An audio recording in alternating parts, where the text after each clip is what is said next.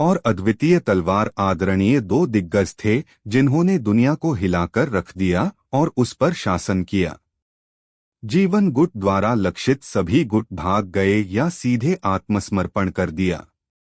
अधिकाधिक प्रमुख गुटों ने क्षेत्र के लिए लड़ाई शुरू कर दी, जिससे कई शक्तिशाली व्यक्ति चौंक गए जो अभी भी एकांत में थे। उन्हें समझ में नहीं आया कि क्या हुआ था और आकाश अचानक क्यों बदल गया था। उन्होंने सावधानीपूर्वक निष्कर्ष निकाला और पाया कि यह सारी अराजकता एक अस्तित्व के कारण थी, आदिम फीन सेलेशियल। यह अज्ञात था कि किसने यह खबर फैलाई थी कि महान दांव अथाह आपदा आने वाली थी। सबसे मजबूत प्रोविडेंस एक आदिम शैतान में बदल सकता है और अराजकता में आदिम अराजकता पैदा कर सकता है। यह अराजकता को पार कर सकता है और एक अभूतपूर्व सर्वोच्च स्थिति प्राप्त कर सकता है। पहले तो ताकतवर लोगों को लगा कि यह सिर्फ अफवाह है, लेकिन बाद में वे 7 सर्वोच्च नियमों के पास गए और उनका निष्कर्ष निकाला। उन्होंने पाया कि आदिम फेंड सेलेस्टियल के बारे में अफवाहें सच थीं। जिसके पास सबसे मजबूत नीति होगी वह 7 सर्वोच्च नियमों से प्रबुद्ध हो जाएगा और महान दांव अपार आपदा आने पर एक आदिम पैशाचिक के रूप में आगे बढ़ेगा। कुछ समय के लिए पूरा अराजकता पागल हो गया। जितना अधिक किसी का साधना स्तर था वह उतना ही अधिक पागल हो गया। पलक झपकते ही 5 लाख वर्ष और बीत गए। हान जुए ने अपनी आंखें खोलीं और खुश दिखाई दिया। उसे आखिरकार सफलता की संभावना नजर आई। हान जुए के बोलने के बाद हान लिंग ने अचानक आह भरी। छिपे हुए संप्रदाय की नींद के साथ अराजकता पर हावी होना वास्तव में मुश्किल नहीं है। यह सिर्फ इतना है कि पिता को खेती करना पसंद है और आधिपत्य के लिए लड़ना पसंद नहीं है। अन्यथा अराजकता का नाम बहुत पहले ही हान रख दिया गया होता। हान जुए ने पूछा, क्या लिंगेर महत्वाकांक्षी है? वह एक सम्राट बनने के लिए पैदा हुई थी। जैसे जैसे हान लिंग का साधना स्तर अराजकता के शिखर पर पहुंच गया और उसके साधना स्तर को आगे बढ़ाना बहुत मुश्किल हो गया, उसकी महत्वाकांक्षाएं स्वाभाविक रूप से बढ़ने लगीं। हान लिंग ने जल्दी से अपना सिर हिलाया। नहीं, मैं बस उत्सुक हूं। अराजकता अब बेहद जीवंत है। समय समय पर महान दाओ ऋषि और यहां तक कि महान दाओ सुप्रीम भी लड़ते हैं। हान जुए मुस्कुराया और उसे उजागर नहीं किया। अराजकता वास्तव में जीवंत थी। इसके पीछे एक जाल होना चाहिए, लेकिन हान जुए को इसकी परवाह नहीं थी। अंतहीन युग वह था जिसे सभी दांव निर्माता देखना चाहते थे। स्वाभाविक रूप से वह इसे रोकना नहीं चाहता था। एक सम्राट बनने के लिए पैदा हुई थी।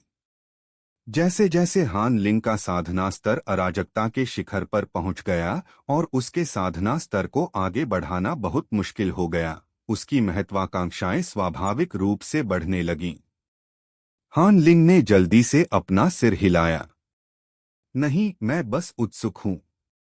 अराजकता अब बेहद जीवंत है। समय समय पर महान दाओ ऋषि और यहां तक कि महान दाओ सुप्रीम भी लड़ते हैं। हान जुए मुस्कुराया और उसे उजागर नहीं किया। अराजकता वास्तव में जीवंत थी। इसके पीछे एक जाल होना चाहिए, लेकिन हान जुए को इसकी परवाह नहीं थी। अंतहीन युग वह था जिसे सभी दांव निर्माता देखना चाहते थे। स्वाभाविक रूप से वह इसे रोकना नहीं चाहता था। अभी भी 2 और सृजन स्वर्ग के चुने हुए प्रयास बाकी हैं। क्या मुझे उनका उपयोग महान दांव अपार आपदा में कुछ ईंधन जोड़ने के लिए करना चाहिए? हान जुए ने मन ही मन सोचा। उसने पाया कि हान लिंग थोड़ा घमंडी था और अराजकता में रहने वाले जीवों के बारे में अच्छा नहीं सोचता था। यह अच्छा नहीं था।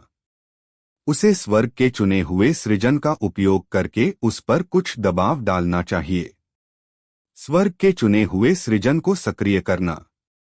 आपके वंशजों में एक यादृच्छिक महान सृजन प्रकट होगा। आपके बेटे हान हुआंग ने एक सहज महान सृजन परम क्रोध तानाशाह सितारा जागृत किया है। परम क्रोध तानाशाह सितारा सहज महान रचना। इसमें परम मूल पारमार्थिक नियम की दया शामिल है। वह परम मूल पारमार्थिक नियम की शक्ति उधार ले सकता है। वह जितना क्रोधित होगा, पारमार्थिक नियम की शक्ति उतनी ही अधिक होगी।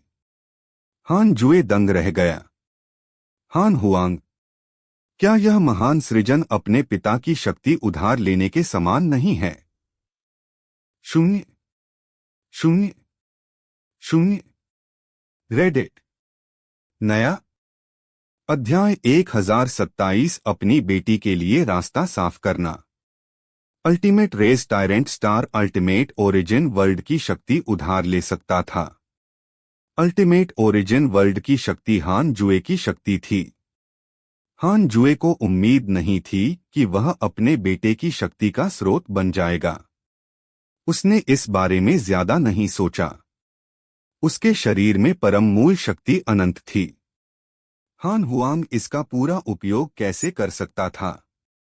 दाओ निर्माता की शक्ति का एक निशान पूरे अराजकता को कुचलने के लिए पर्याप्त था। यह कहना होगा कि हान हुआंग सचमुच भाग्यशाली था। इस शक्ति से हान हुआंग अजय हो जाएगा। हान जुए ने सोचा। क्रिएशन हेवंस चौसन का एक आखिरी प्रयास बचा था। वह इसे एक साथ इस्तेमाल कर सकता है। यह दिलचस्प होगा यदि चुना गया व्यक्ति अभी भी हान हुआंग ही हो। स्वर्ग के चुने हुए सृजन को सक्रिय करना। आपके वंशजों में एक यादृच्छिक महान सृजन प्रकट होगा। आपके वंशज किन बाशेन ने एक सहज महान सृजन परम गुरुत्वाकर्षण सितारा जागृत किया है। अल्टीमेट ग्रेविटी स्टार सहज शक्ति और ग्रेविटी दाव। इसमें अत्यधिक शक्ति होती है। जैसे जैसे अल्टीमेट ओरिजिन वर्ल्ड का विस्तार होगा, इसकी शक्ति लगातार बढ़ती जाएगी। इतना खराब भी नहीं। लेकिन उनका उपनाम हान क्यों नहीं था? हान जुए ने अनुमान लगाना शुरू किया। पता चला कि किन बाशेन और हान युनजिन के बीच दसियों हजार पीढ़ियों का अंतर था। उसके पूर्वजों की 10 से ज्यादा पीढ़ियां नश्वर दुनिया में गिर चुकी थीं। उसकी मां का उपनाम हान था और उसने अपने परिवार के विनाश के कारण किन परिवार में विवाह किया था। किन परिवार नश्वर दुनिया का शाही परिवार था। किन बाशिन एक राजकुमार था जो अनंत शक्ति के साथ पैदा हुआ था, लेकिन वह मानसिक रूप से कमजोर था। वह 5 या 6 साल के बच्चे जैसा था और स्पष्ट रूप से बोल भी नहीं सकता था। उसे आमतौर पर युद्ध के लिए एक उपकरण के रूप में इस्तेमाल किया जाता था और उसे राजकुमार जैसा व्यवहार नहीं मिलता था। उसके जीवन का पहला आधा हिस्सा कठिन कहा जा सकता है। इस समय किन बाशेन ने महान सृष्टि को जागृत किया और उसका मन साफ होने लगा। हरे भरे पहाड़ लगातार फैले हुए थे। पहाड़ की ढलान पर सेना तैनात थी। जिस इलाके में बंदी थे, उसके पास एक मोटा आदमी रेलिंग के सहारे झुका हुआ था। वह गंदा था और उसके बाल मिट्टी से सने हुए थे। उसके बगल में एक अस्तबल था जो मल की बदबू से भरा हुआ था। किन बाशेन? उसने धीरे से अपनी आंखें खोलीं। जीवन के पहले 20 सालों की यादें ज्वार की तरह उमड़ पड़ी। होश में आने के बाद उसने उन यादों को याद किया और कड़वाहट महसूस की। उसने साम्राज्य में योगदान दिया था, लेकिन अपनी अक्ल की कमी के कारण वह दरबार में भी उपस्थित नहीं हो सका। वह गलती से एक उपपत्नी से टकरा गया और उसके पिता ने उसे महल से बाहर निकाल दिया और जब वह 7 साल का था तब उसे सेना में रखा गया। सेना में बहुत से असभ्य लोग थे और कोई भी उसकी देखभाल नहीं करता था। इसलिए बचपन से ही उसके पूरे शरीर से बदबू आती थी। जैसे जैसे वह बड़ा हुआ और उसने अनगिनत दुश्मनों को मारा, उसकी बदबू हत्या के इरादे में बदल गई। स्वर्ग धर्मी है। मुझे उम्मीद नहीं थी कि मैं अपने जीवन में एक दिन जागूंगा। किनबाशेन धीरे से उठकर सेनापति के शिविर की ओर चल पड़ा। इस समय उसकी आंखें चमक रही थीं। उसका पूरा शरीर बिना म्यान वाली तलवार की तरह था, जिसकी धार बाहर दिख रही थी। हान जुए चुपचाप उसे देखता रहा। हान परिवार के वंशज वास्तव में ऐसी दयनीय स्थिति में पहुंच गए। यदि इस बार सृष्टि के स्वर्ग के चुने हुए लोग न होते तो किनबाशेन को युद्ध के मैदान में मरने तक सूअरों और कुत्तों से भी बदतर जीवन जीना पड़ता। अगर दुनिया में अराजकता होती तो किनबाशेन को महत्वपूर्ण स्थान दिया जा सकता था। हालांकि वह जिस साम्राज्य में था वह शक्तिशाली था। आसपास के राजवंश ज्यादा से ज्यादा परेशानी पैदा कर सकते थे और साम्राज्य को प्रभावित नहीं कर सकते थे। इस स्थिति में किनबाशेन बहुत उपयोगी नहीं था। अगर वह मर भी जाता तो भी साम्राज्य अस्तित्व में रहता। हान जुए ने हान लिंग को देखा और कहा, मुझे पता चला है कि हान परिवार का एक प्रभावशाली वंशज है। हान लिंग ने अपनी आंखें खोली और अनुमान लगाया। जल्द ही उसे किनबाशेन मिल गया। कॉन्क्वेस्ट हेवनली स्टार और अल्टीमेट किलिंग स्टार के विपरीत, जिन्हें बढ़ने की आवश्यकता थी, ultimate gravity star ultimate killing star पर आधारित था, जो पहले से ही बहुत शक्तिशाली था। हान लिंग ने भौहें सिकोड़ते हुए कहा, हान परिवार के एक वंशज को वास्तव में इस तरह अपमानित किया गया था। पिताजी, आप क्या करने की योजना बना रहे हैं? हान जू ने कहा, दुनिया में हर तरह की चीजें हैं। हमारे हान परिवार के अनगिनत वंशज हैं। कुछ लोग उससे भी बदतर हालत में हैं। क्या आप उन सभी को बचाना और उनकी मदद करना चाहते हैं? हान लिंग ने अपने होठों को सिकोड़ते हुए मन ही मन सोचा, तो फिर तुम मुझसे क्यों पूछ रही हो? हान जुए ने मुस्कुराते हुए कहा, चलो इंतजार करते हैं और देखते हैं। जब वह हताश होगा तो तुम उसे बचा सकते हो। उसे किस लिए बचाओ? तुम उसे अपने साथ नहीं ले जाना चाहते? हाँ? हान लिंग कुछ पल के लिए स्तब्ध रह गया, फिर उसे कुछ समझ में आया। हान लिंग को अपने पिता की नजर से थोड़ी असहजता महसूस हुई, जैसे कि उसकी पोल खुल गई हो।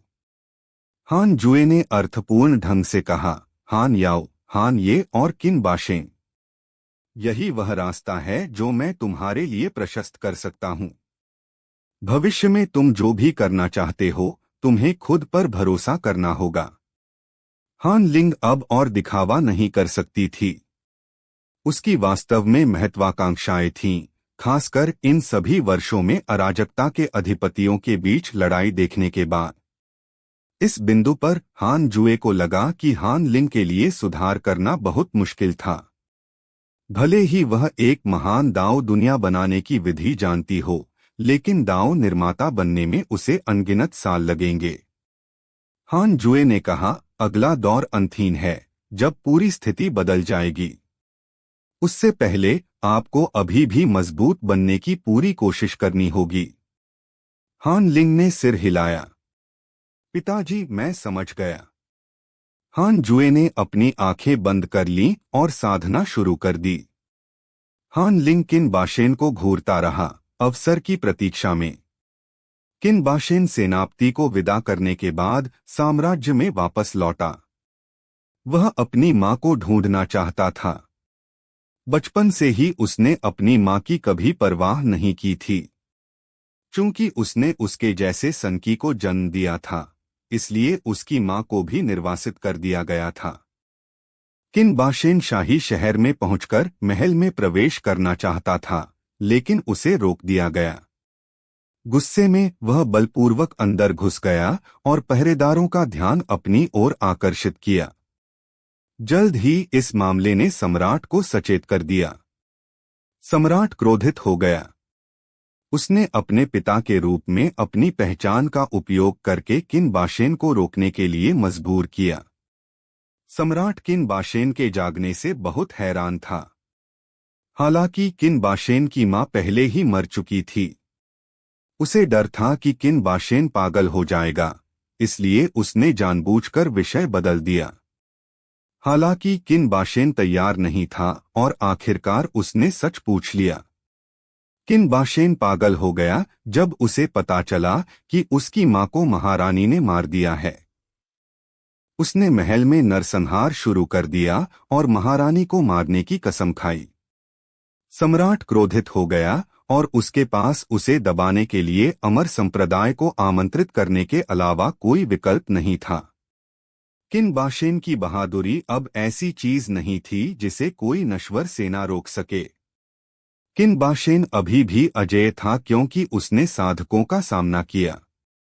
वह तब तक लड़ता रहा जब तक आसमान लाल नहीं हो गया। महारानी एक किसान परिवार से थीं। उनके शिष्यों ने पूरी ताकत से उनकी रक्षा की। हालात हाथ से बाहर होते जा रहे थे। अंत में एक से अधिक महायान साधक सतर्क हो गए और उन्होंने किनबाशेन को दबाने के लिए एक मंत्र का प्रयोग किया। किनबाशेन को महल के खंडहरों में एक सुनहरी रस्सी से बांध दिया गया था। उसका शरीर ताबीजों से ढका हुआ था और उसके पैर पेड़ की जड़ों में लिपटे हुए थे। उसके शरीर में कांटे चुभ रहे थे और खून पूरी मीन पर बिखरा हुआ था। किनबाशेन की आंखें लाल थीं और उसका चेहरा खून से लथपथ था। वह आसमान में दर्जनों साधकों को घूर रहा था। आसपास के सैनिकों ने अपने हथियार उठाए और डर से कांप उठे। एक सफेद वस्त्र पहने बुजुर्ग ने कहा, महाराज, यह बच्चा पापी है। इसे मार देना ही बेहतर है। अन्य महायान साधकों ने भी कहा कि उन्हें किनबाशेन को मारना होगा। शाही महल को भारी क्षति होने के अलावा उनके संप्रदाय भी एक जैसे ही थे। सम्राट क्रोधित हो गया। वह सहमत होना चाहता था, लेकिन जब उसने किनबाशेन की दयनीय स्थिति देखी तो उसका दिल बेवजह दुखने लगा। वह वास्तव में अपने बेटे के प्रति बहुत ऋणी था। हालांकि अब यह उसका निर्णय नहीं था।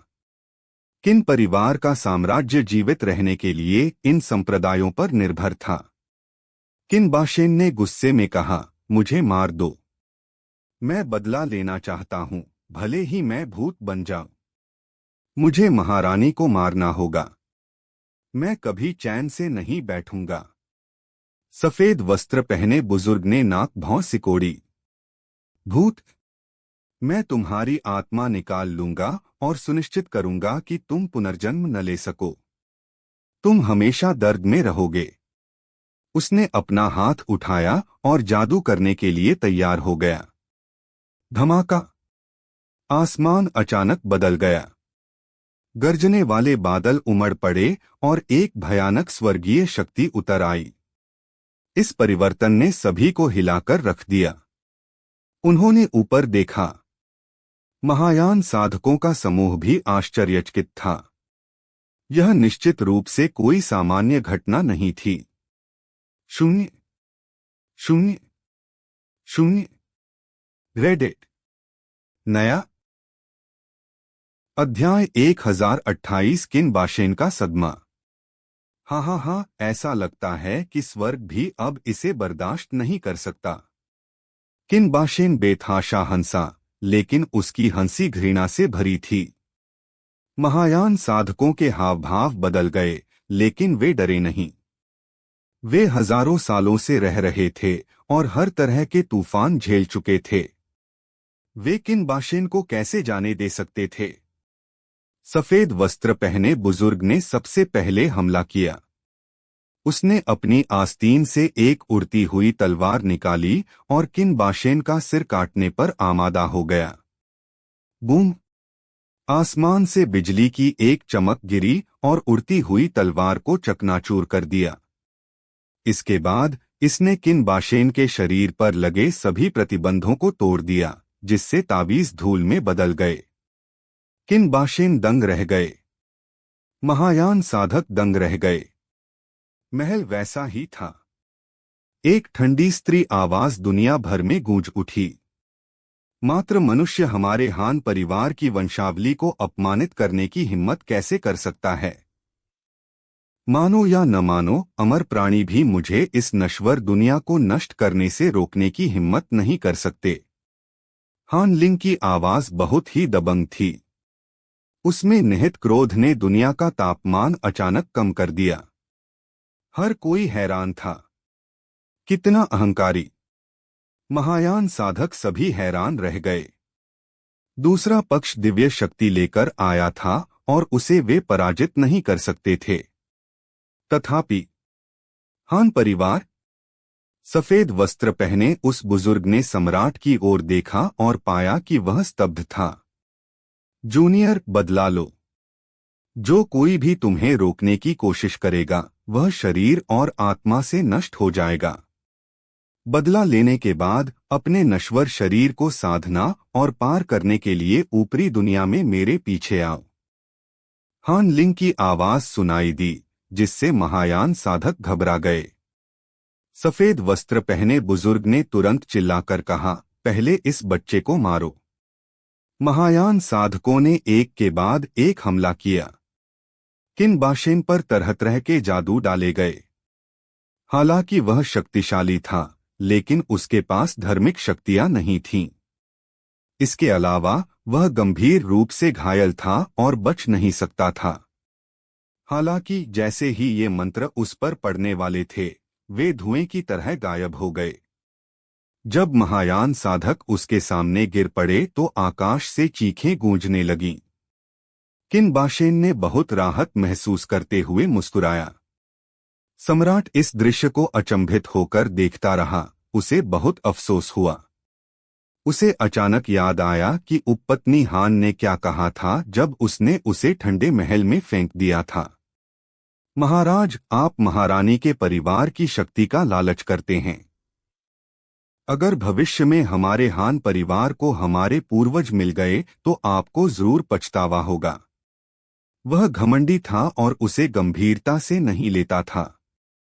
अब जब उसने इस बारे में सोचा तो उसे बहुत बेवकूफी महसूस हुई। यह मूर्खता किन परिवार को अनंत नरक में भेज देगी। तीसरा दाव क्षेत्र। किन बाशेन चौंक गया। हालांकि उसे समझ नहीं आया कि इसका क्या मतलब है, लेकिन यह बहुत शानदार लग रहा था। हान जुए ने अपनी आंखें नहीं खोली। हान लिंग ने बाकी परिवार को किन बाशेन से मिलवाना शुरू किया। हान लिंग ने हान परिवार की पीढ़ियों के बारे में बात की तो किन बाशेन चुप हो गया। हालांकि वह हैरान था, लेकिन उसे बहुत असहज महसूस हुआ। उसके बोलने के बाद किन बाशेन खुद को रोक नहीं पाए और पूछा, चूंकि हान परिवार इतना शक्तिशाली है तो उन्होंने अपने वंशजों को क्यों कष्ट सहने दिया? अगर मैं पहले से ही ऐसा हूं तो हान परिवार के अन्य शिष्य भी बाहर घूम रहे होंगे। हान लिंग ने भौहें सिकोड़ते हुए कहा, हान परिवार के अनगिनत वंशज हैं। हान परिवार ने तुम्हें जीवन दिया है और तुम्हारी पूरी जिंदगी तुम्हारी रक्षा करने की कोई जिम्मेदारी नहीं है। दुनिया के नश्वर लोगों में ऐसा कौन है जिसका कोई प्रमुख पूर्वज न हो? किन बाशेन ने पूछा, तो फिर आपने मेरी मदद क्यों की? मेरी प्रतिभा के कारण। तुम्हारी प्रतिभा भी तुम्हें मेरी ही देन है। अन्यथा तुम में अभी भी बुद्धि की कमी होती और तुम जीवन भर दुखी रहते। यह हान जुए था जो बोल रहा था। उसकी आवाज शांत थी, लेकिन उसमें एक अवर्णनीय गरिमा थी जिसने किन बाशेन को हान लिंग का सामना करने से भी ज्यादा घबरा दिया। उसने हान जुए की ओर देखा और पाया कि उसने चुपचाप अपनी आंखें खोल ली थीं और उसे घूर रहा था, जिससे वह इतना डर गया कि उसने अपना सिर नीचे कर लिया। हान लिंग ने भी आश्चर्य से अपने पिता की ओर देखा। प्रतिभा दी जा सकती है? हान जुए ने किन बाशेन को घूरते हुए कहा, हान परिवार में अनगिनत होती और तुम जीवन भर दुखी रहते। यह हान जुए था जो बोल रहा था। उसकी आवाज शांत थी, लेकिन उसमें एक अवर्णनीय गरिमा थी जिसने किन बाशेन को हान लिंग का सामना करने से भी ज्यादा घबरा दिया। उसने हान जुए की ओर देखा और पाया कि उसने चुपचाप अपनी आंखें खोल ली थीं और उसे घूर रहा था, जिससे वह इतना डर गया कि उसने अपना सिर नीचे कर लिया। हान लिंग ने भी आश्चर्य से अपने पिता की ओर देखा। प्रतिभा दी जा सकती है? हान जुए ने किन बाशेन को घूरते हुए कहा। हान परिवार में अनगिनत शिष्य हैं। तुम्हें मैंने इसलिए नहीं चुना क्योंकि मैं तुम्हें पसंद करता हूं। यह तुम्हारा भाग्य है। अपने वंशजों का सामना करते हुए मैंने उन्हें निष्पक्ष रूप से चुना है। कोई फर्क नहीं पड़ता कि किसे चुना जाता है, यह उनका अपना अवसर है। तुम्हें चिंता करने की जरूरत नहीं है, लेकिन यह पहचानो कि मैं हान परिवार का कुछ भी ऋणी नहीं हूं। अगर मैं नहीं होता तो हान परिवार का अस्तित्व ही नहीं होता। किन बाशेन चुप था। शांत होने के बाद उसे समझ में आया कि उसके शब्द वाकई अनुचित थे। उसने फिर ऊपर देखा और पूछा, पूर्वज, आप मुझसे क्या करवाना चाहते हैं? हान जुए ने कहा, अब से तुम मेरी बेटी की सेवा करोगे। किन बाशेन ने हान लिंग की ओर देखा। हान लिंग मुस्कुराया और कहा, चिंता मत करो, तुम यहां साधना कर सकते हो। मैं जन्म से लेकर अब तक करोड़ों वर्षों तक साधना करता रहा हूं। मैं केवल 2 बार बाहर गया हूं और मुझे कभी किसी खतरे का सामना नहीं करना पड़ा। किन बाशेन ने चौंक कर सिर हिलाया। करोड़ों वर्ष? फिर हान जुए ने अपनी आंखें बंद कर लीं और साधना जारी रखी। हान लिंग उठकर किन बाशेन के साथ चली गई। उसने उसके लिए एक ताओवादी मंदिर बनवाया। उसने पहले उसे साधना तकनीक सिखाई, फिर किन बाशेन द्वारा इसे नोट करने के बाद उसने निर्देश दिया, अगर कुछ नहीं है तो हमारे ताओवादी मंदिर में मत आना। मेरे पिता हमेशा एकांत में रहते हैं। हर एकांत 5 मिलियन वर्षों तक रहता है। जब भी तुम्हें अपनी साधना में कोई बाधा आएगी, मैं तुम्हें व्यक्तिगत रूप से सिखाऊंगी। अगर तुम ऊब गए हो तो तुम उन शिष्यों की तलाश कर सकते हो, लेकिन मुझे उम्मीद है कि तुम अपनी ज्यादातर ऊर्जा साधना पर खर्च करोगे। ऐसा कुछ कहना जो आपकी गरिमा को ठेस पहुंचा सकता है। आपकी मां के साथ जो हुआ वह आपके बहुत कमजोर होने के कारण हुआ। जब तक आप पर्याप्त रूप से मजबूत हैं, तब तक आप अपनी मां के पुनर्जन्म के बाद भी उनका ऋण चुका सकते हैं। पुनर्जन्म का चक्र अंतहीन है। मैं गारंटी देता हूं कि वह पुनर्जन्म लेंगी। 0 0 0। रेडिट। नया अध्याय 1029 रहस्यमय भाग्य पुस्तक, दुर्भाग्य की पुस्तक। किन बाशेन यह सुनकर बहुत उत्साहित हुआ कि उसकी मां पुनर्जन्म ले सकती है। हान लिंग ने आगे कहा, आज से आपका उपनाम हान होगा। किन बाशेन ने सिर हिलाया। ठीक है। वैसे भी मुझे किन उपनाम से नफरत है। इस बिंदु पर उन्होंने अपना नाम बदलकर हान बाशेन रख लिया और हान लिंग के अधीन खेती की। हान जुए के लिए यह एक छोटी सी बात थी। भविष्य में चुने हुए लोग भी ऐसा कर सकते थे। उन्हें व्यक्तिगत रूप से उनका पालन पोषण करने की जरूरत नहीं थी। बेशक यदि रचना अत्यंत असामान्य थी तो उसे यह काम स्वयं ही करना पड़ा। हान जुए निराश नहीं था।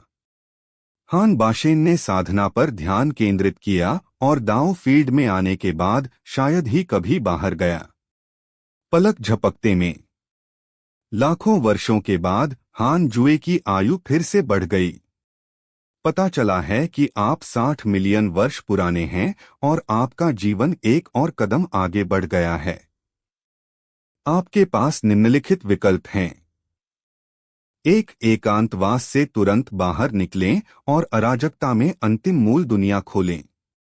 आप एक महान दाव टुकड़ा, एक आदिम टुकड़ा और एक सृजन आत्मा पत्थर प्राप्त कर सकते हैं।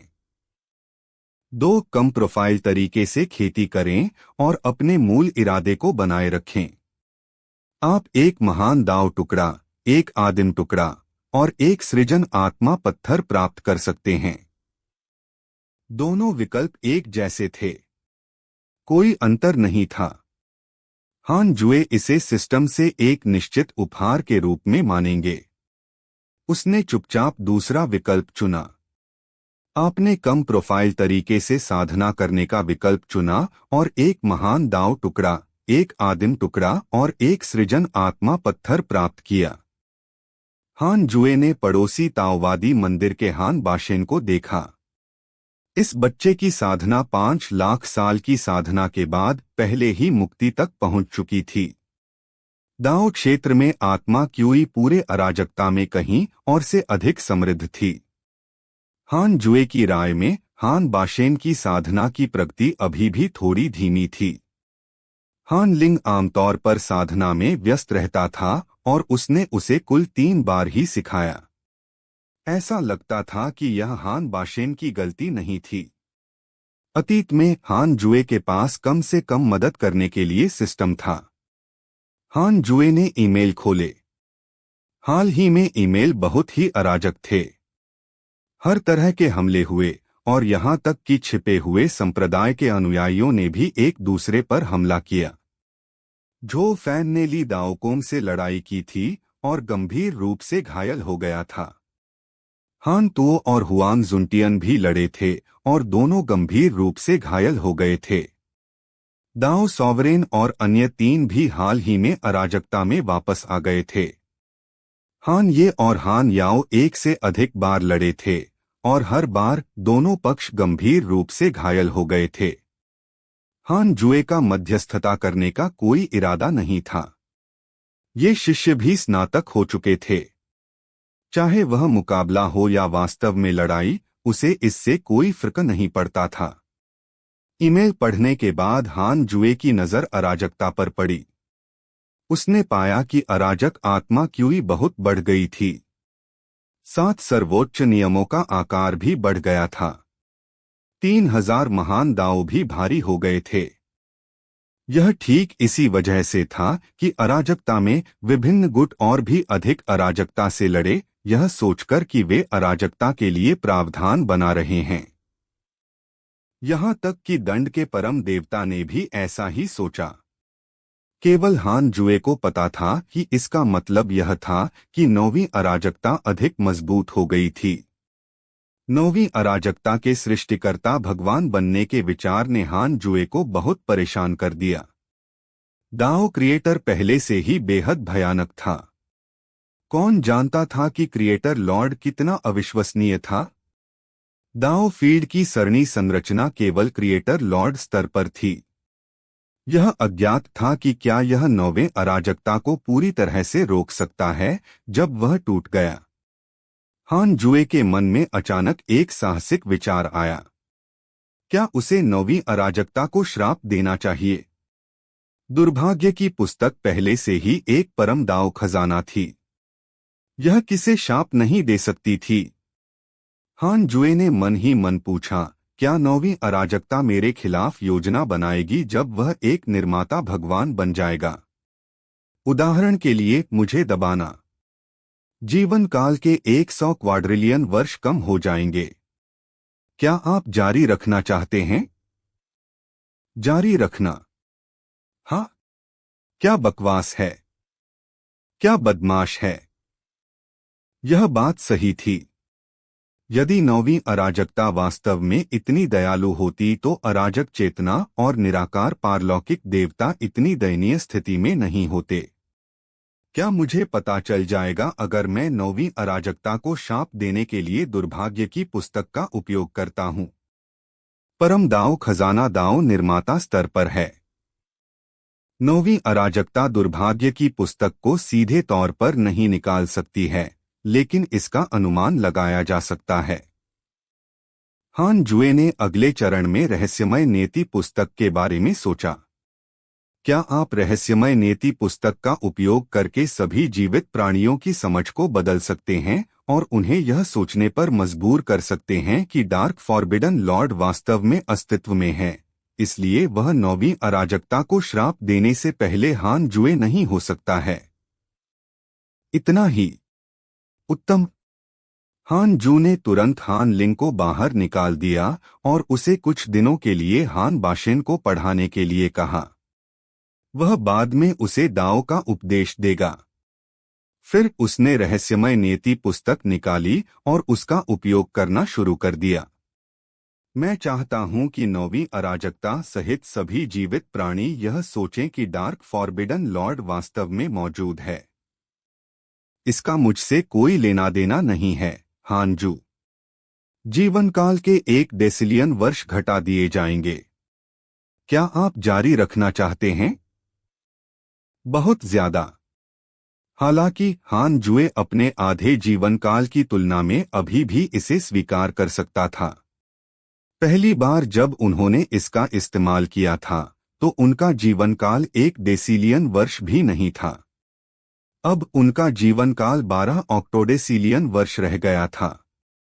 घटाया गया जीवन काल मूलतः कुछ भी नहीं था। हान जुए ने जारी रखने का फैसला किया। रहस्यमय नीति पुस्तक से दिव्य प्रकाश निकल रहा था।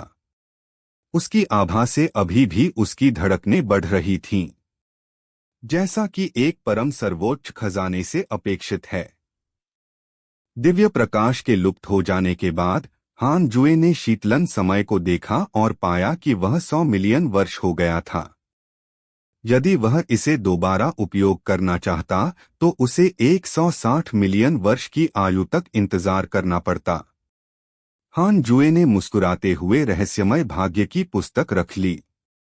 फिर उसने इसे दुर्भाग्य की पुस्तक में बदल दिया। बहुत समय हो गया था जब उसने किसी को श्राप दिया था। वह बहुत उत्साहित था। वह कमजोर लोगों को कोसने की अपेक्षा अपने से अधिक शक्तिशाली लोगों को कोसना अधिक पसंद करता था। 9वीं अराजकता, क्या आप तैयार हैं? आप सृष्टिकर्ता भगवान बनने वाले पहले व्यक्ति होने के बारे में भूल सकते हैं। हान जुए ने 9वीं अराजकता को शाप देना शुरू कर दिया। एक परम दाव खजाने के रूप में दुर्भाग्य की पुस्तक पहले से ही सभी अस्तित्वों को शाप दे सकती है। श्राप की शक्ति भड़क उठी और काली रोशनी चमक उठी, जिससे उसका चेहरा भयानक और डरावना हो गया। वह अब पहले जैसा पवित्र नहीं रहा। 5 दिन बाद हान जुए की आयु तेजी से घटने लगी। उसने अपने गुण पैनल को खोला और उसे घूरने लगा। 9वीं अराजकता से जैसी उम्मीद थी, उसका जीवन काल बहुत तेजी से कम हो गया। 100 करोड़ वर्ष, 1 अरब वर्ष, 10 अरब वर्ष, 100 अरब वर्ष, 1 खरब वर्ष। हान जुए श्राप के आनंद में डूबा हुआ था और खुद को इससे मुक्त नहीं कर पा रहा था। कोसते हुए उसे अतीत की बातें याद आ गईं। जिन शत्रुओं को वह भूल चुका था, वे उसके मन में बार बार उभरने लगे। वह सचमुच उन्हें याद करता था। अगले दरवाजे पर दाओवादी मंदिर में हान बाशेन को बेचैनी महसूस हुई। वह यह सोचकर बहुत घबरा गया कि हान जुए दाओ का उपदेश देने वाला है। जब वह पहली बार आया, हालांकि उसे पता था कि हान जुए बहुत शक्तिशाली है, लेकिन उसे उम्मीद नहीं थी कि वह उसकी कल्पना से कहीं ज्यादा शक्तिशाली होगा। जब से हान लिंग ने उसे क्षेत्र और अराजकता के बारे में समझाया, तब से उसे पता था कि उसे एक बहुत बड़ा अवसर मिला है। हान लिंग ने उसकी बेचैनी देखी और मुस्कुराया। घबराओ मत, मेरे पिता तुम्हें नहीं खाएंगे। तरवे, हान बाशेन ने पूछा, पूर्वज, क्या आप मुझे पूर्वज के अतीत के बारे में बता सकते हैं? हान लिंग मुस्कुराई और सिर हिलाया। फिर उसे वह सब बताया जो वह जानती थी। हान बाशेन ने बहुत गंभीरता से सुना। हान बाशेन ने हान जू की पूजा की, यह जानते हुए कि आदिपुरुष भी अतीत में नश्वर था और उसने नश्वर संसार से कदम दर कदम ऊपर उठकर अराजकता को नियंत्रित किया था। उसे अचानक लगा कि उसका सामना कुछ भी नहीं था। हालांकि उसके पिता ने उसके साथ अच्छा व्यवहार नहीं किया, लेकिन कम से कम उसने उसका पालन पोषण तो किया। जहां तक उसके पूर्वज की बात है, उसे बचपन में ही उसके माता पिता ने छोड़ दिया था और वह अकेला ही बड़ा हुआ था। उसने हान परिवार बनाने तक सब कुछ खुद ही किया था। हान बाशेन को अपने पूर्वजों के बारे में की गई शिकायतों के बारे में सोचकर शर्म आ रही थी। जब वे पहली बार मिले थे, उसे अचानक महसूस हुआ कि उसके पिता ने उसे उसकी नीति के कारण नहीं, बल्कि इसलिए चुना था क्योंकि वह उससे सहानुभूति रखता था। हान लिंग ने मुस्कुराते हुए कहा, तो तुम्हें अच्छी तरह से साधना करनी होगी। मेरे पिता को निराश मत करो। उन्होंने तुम्हें तुम्हारी प्रतिभा दी थी इससे पहले कि उन्होंने तय किया कि तुम मेरी सेवा करोगी। अध्याय 1030 एक फेन सेलेस्टियल बनने के लिए संघर्ष। जब हान बाशेन की उसके प्रति प्रशंसा अंतहीन धारा तक पहुंच गई, तो हान जुए, जो बगल के ताओवादी मंदिर में था, अभी भी नौवीं अराजकता को कोस रहा था। उनका जीवनकाल बहुत तेजी से घट गया। 100 क्वाड्रिलियन वर्ष, 110 क्वाड्रिलियन वर्ष। यह पहले ही नौवीं अराजकता के मूल्य को पार कर गया है। आपके श्राप के कारण नौवीं अराजकता का दांव हृदय अराजकता में है। महान दांव दुनिया के नियमों में उतार चढ़ाव आया है। क्या नौवीं अराजकता का महान दांव विश्व अराजकता नहीं था? हान जुए ने ऊपर देखा। अराजकता के ऊपर 3000 महान दांव हिंसक रूप से उतार चढ़ाव कर रहे थे। यहां तक कि 7 सर्वोच्च नियम भी थोड़ा कांप रहे थे। किसे पड़ी है? पर्याप्त नहीं। हान जुए की आंखें निर्दयी हो गईं। उसने नौवीं अराजकता को शाप देने की कसम खाई ताकि यह आदमी जल्दी से क्रिएटर लॉर्ड दायरे को प्राप्त न कर सके। 500 क्वाड्रिलियन वर्ष, 1 क्विंटिलियन वर्ष।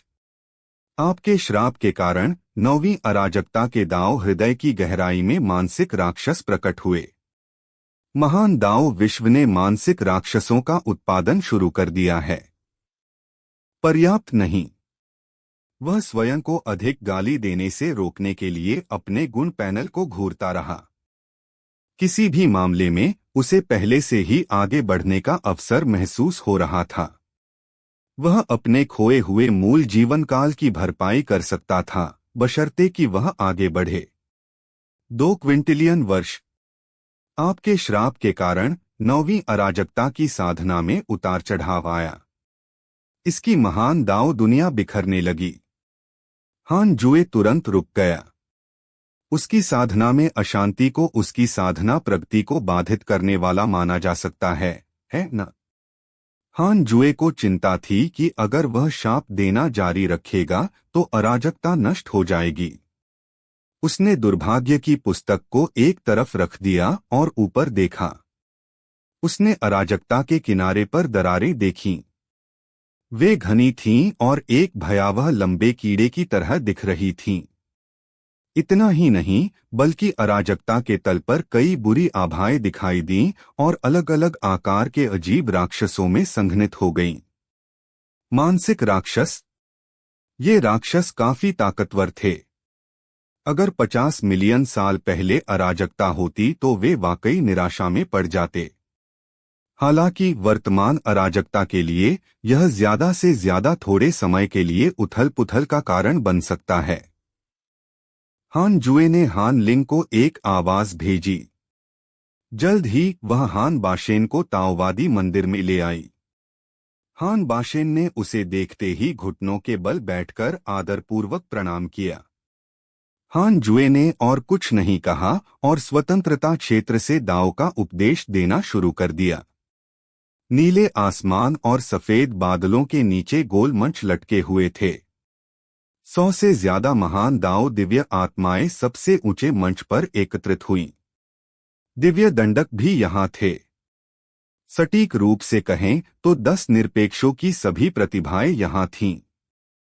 उसकी साधना में अशांति को उसकी साधना प्रगति को बाधित करने वाला माना जा सकता है न? हान जुए को चिंता थी कि अगर वह शाप देना जारी रखेगा तो अराजकता नष्ट हो जाएगी। उसने दुर्भाग्य की पुस्तक को एक तरफ रख दिया और ऊपर देखा। उसने अराजकता के किनारे पर दरारें देखीं। वे घनी थीं और एक भयावह लंबे कीड़े की तरह दिख रही थीं। इतना ही नहीं, बल्कि अराजकता के तल पर कई बुरी आभाएं दिखाई दीं और अलग अलग आकार के अजीब राक्षसों में संघनित हो गईं। मानसिक राक्षस। ये राक्षस काफी ताकतवर थे। अगर 50 मिलियन साल पहले अराजकता होती तो वे वाकई निराशा में पड़ जाते। हालांकि वर्तमान अराजकता के लिए यह ज्यादा से ज्यादा थोड़े समय के लिए उथल-पुथल का कारण बन सकता है। हान जुए ने हान लिंग को एक आवाज भेजी।